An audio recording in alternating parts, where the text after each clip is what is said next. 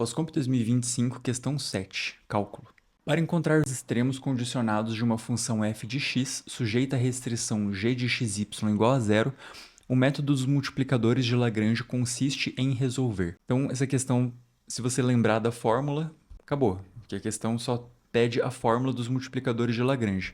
Mas a gente pode dar uma olhada na intuição do porquê que essa fórmula é verdadeira, né?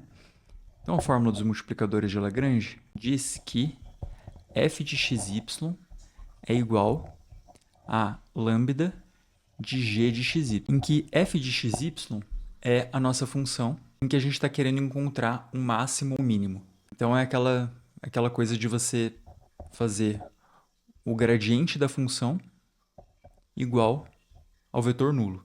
Isso aqui é o máximo ou mínimo de uma função, né? É o extremo de uma função. É a ideia de você igualar as derivadas a zero, só que em múltiplas dimensões. Aqui a gente tem um domínio de duas dimensões, né? Só que isso aqui só vale para quando você não tem restrição. Então, quando os valores de xy podem ser quaisquer valores. É quando a mesma coisa que quando a gente tinha ali em derivadas de duas dimensões. Vamos supor que você tivesse essa função. Se você fizer a derivada igual a zero, você vai encontrar um mínimo local aqui e um máximo local aqui. Mas os máximos e mínimos globais dessa função estão aqui e aqui.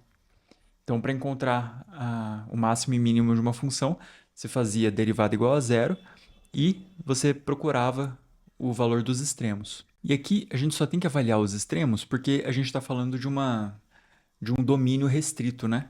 Então aqui a gente está avaliando os máximos e mínimos desde que o domínio não passe daqui, né, o domínio aqui no x, desde que o domínio esteja compreendido entre esses dois valores. Então isso aqui seria também um caso de uma maximização ou minimização, né, encontrar os valores extremos com uma restrição de domínio, que é exatamente o que o multiplicador de Lagrange resolve para múltiplas variáveis. Então, a restrição, no caso das múltiplas variáveis, né, no caso do enunciado, é g de xy. Então, g de xy igual a zero é uma curva de nível. Curva de nível é um valor fixo no eixo z. Então, se a gente representar uma função que tem o domínio em xy e o contradomínio em z, que é o caso aqui de g e de f, são funções com domínio em xy e o contradomínio em z, se a gente olhar para o gráfico de g de cima, então aqui tem xy e o eixo z está saindo da tela, curvas de nível seriam coisas assim. Uma curva de nível é uma parte do gráfico em que z é constante. Então aqui no caso z é igual a zero. Isso aqui poderia ser qualquer constante c. Então essas aqui são curvas de nível. A ideia da restrição, da otimização com restrições é você encontrar qual que é o valor de f, qual que é o valor extremo de f, ou seja, máximo ou mínimo, dada a restrição g. Ou seja, eu quero um valor de f, vamos supor que essas aqui sejam curvas de nível de f. Eu quero um valor de f ao que essa curva de nível de f coincida com uma curva de nível de g, que é igual a uma constante. Então, f e g são funções separadas. F é uma função de 3 dimensões, né? De x, y e z, e g é outra. E a nossa ideia é encontrar qual que é o valor máximo ou mínimo, o valor extremo de f, dado que o valor de g seja essa curva de nível. Ou seja, o x e y dos extremos de f, que vamos supor que seja esse aqui é o meu xy máximo ou mínimo, tem que ser um valor que tal que g de xm e ym seja igual a zero. Ou seja, xy tem que pertencer a essa curva de nível de g que foi dada para a gente, que é a nossa restrição.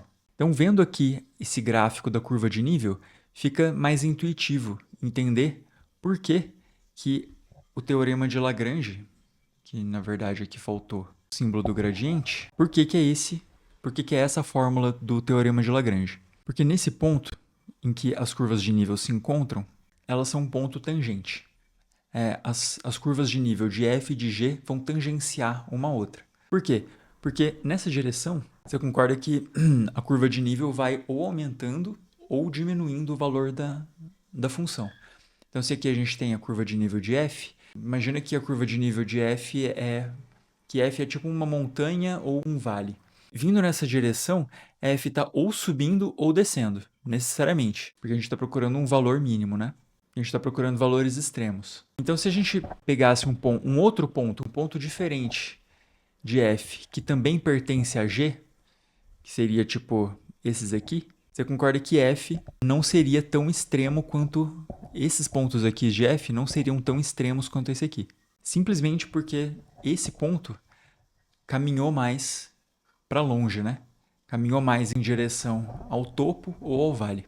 Então a ideia é que o ponto de tangência entre a curva que restringe, a curva que a gente quer, a curva para a qual a gente quer otimizar. Então a ideia é que existe uma tangência entre a curva de nível de f, onde está esse ponto, e a curva de nível que restringe o problema. Né? Essa curva de nível aqui essa curva de nível é de x e y igual a zero. Então, se as duas curvas são tangentes, isso significa que uma normal a f é paralela a uma normal a g.